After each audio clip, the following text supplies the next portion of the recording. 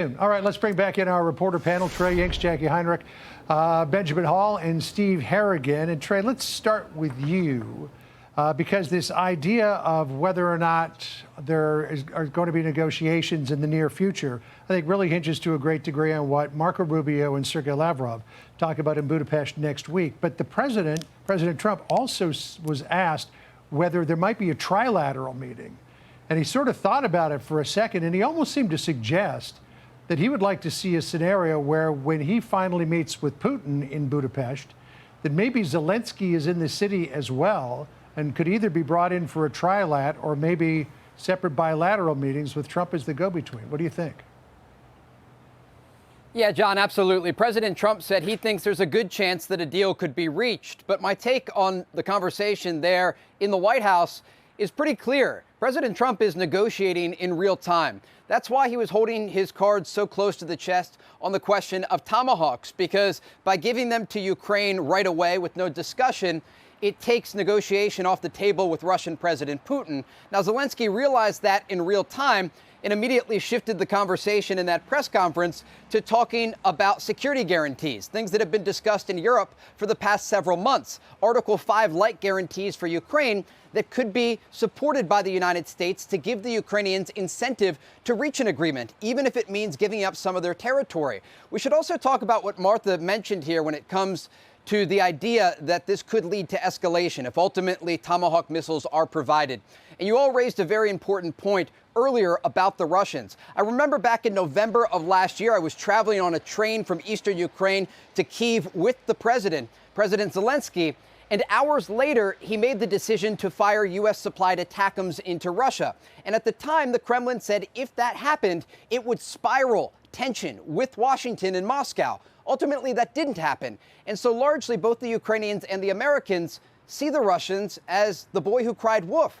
They say that decisions will be made and they will lead to an increase in tension. And while certainly this would be an escalation, a step up on the escalation ladder, the Russians in the past, whether it was the Javelin missiles in the early days of the war, the HIMARS, the ATACMS, the U.S.-supplied artillery units that went to the eastern part of the country, each and every moment these weapon systems were supplied, the Russians said there would be an escalation. And so the reality is the escalation started in February of 2022 when the Russians invaded a sovereign country in Eastern Europe. Now we're talking about the possibility of a negotiated settlement. And like I said, it appears that President Trump is trying to negotiate in real time, understanding that he had a 2.5-hour phone call with Russian President Putin yesterday. He's about to have a very extensive meeting with Ukrainian President Volodymyr Zelenskyy. And then there is that summit that's going to take place at a ministerial level next week with Secretary of State Rubio to lay the foundation for that high-stakes meeting between President Trump and Russian President Putin.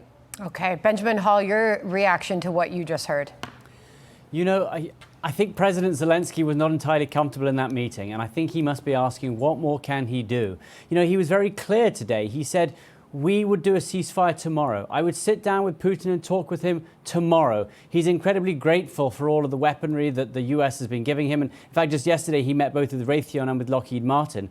So President Zelenskyy has been on the same page for quite some time. And the big question is, when will Putin come to the table and actually make some serious negotiations? And one of the most interesting parts I thought of that whole meeting is when President Trump was asked, do you think President Putin is just trying to buy a little bit more time from you? And President Trump said, yes, maybe he is. I've played all my life by the best of them, but I'll get there in the end. So fascinating to hear that. And I think President Zelenskyy is just trying to figure out what more he can do. He's saying all the right things. From that very first press conference that we saw in the White House on their first meeting many months ago to this, President Zelenskyy is saying all the right things. He acknowledges the momentum that they have from the peace deals in Gaza and the Middle East, and he's saying this is your moment. But there's very little more that President Zelenskyy can give, except perhaps the land that President Putin wants, that critical part of Donbass, which the Russians have been trying to get since 2014. And I just think that President Zelenskyy is ready to meet, he's ready to do a ceasefire deal, and it is for President Putin, or rather President Trump, to persuade President Putin to meet and to match that. Steve Harrigan, there was an interesting moment there when our Peter Doocy seemed to play the part of Fox News' Adnan Khashoggi and was brokering an arms deal between Ukraine and the president, where Zelenskyy said, look, you give us Tomahawks, we'll let you have thousands and thousands of drones. Ukraine certainly has been putting together a lot of sophisticated, very small drones and employing them to great effect in the battlefield. President Trump didn't seem too interested in that deal when Steve Doocy asked him about it. So, you know, to Benji's point, what more can Ukraine do? To Benji's point, what more can Ukraine do in order to try to get what it wants from President Trump? I think there were some missed opportunities by Zelenskyy, and I think Trey's right to point out that he did seem a little uncomfortable at many points in that meeting. He missed an opportunity when talked to compare Biden and Trump. But overall, I think what really struck me was the man who wasn't in the room, Vladimir Putin, and what President Trump had to say about Putin. In the past, Trump has been very transparent about dealing with Vladimir Putin. He's expressed puzzlement. He's expressed frustration, even anger at times. This wasn't that today. After the 2.5-hour conversation yesterday, Trump really seemed to project confidence that for the first time, Putin wants to end this war. He didn't give any reasons, but I think that sense of confidence from a man just coming off a big victory in the Middle East really gives hope that there might be some movement on Putin's part. All right. Thank you for that. Jackie, leave us off with the thought here as they are now inside with the cameras off and the reporters having left the room, where the afternoon goes and, you know, if these two will work anything out. Yeah, speaking to, you know, Benji's point and Steve Harrigan's point, I think it is interesting that President Trump seems confident that Putin wants to end the war. But when he was asked why he thinks that is, what's bringing him to the table now, he wasn't able to answer that question. Said that he doesn't really know what's bringing Putin to the table now, although he feels confident about, you know, where Putin's at right now. And there are some avenues where Zelenskyy can take that, even if it doesn't involve Tomahawks, because the president gave this sort of appearance of maybe not being willing to go there right now. But the sanctions package is another strong tool that Zelenskyy has been asking for, and President Trump has been dangling for a long time. The threat of huge secondary sanctions on major purchasers of Russian oil, China and India.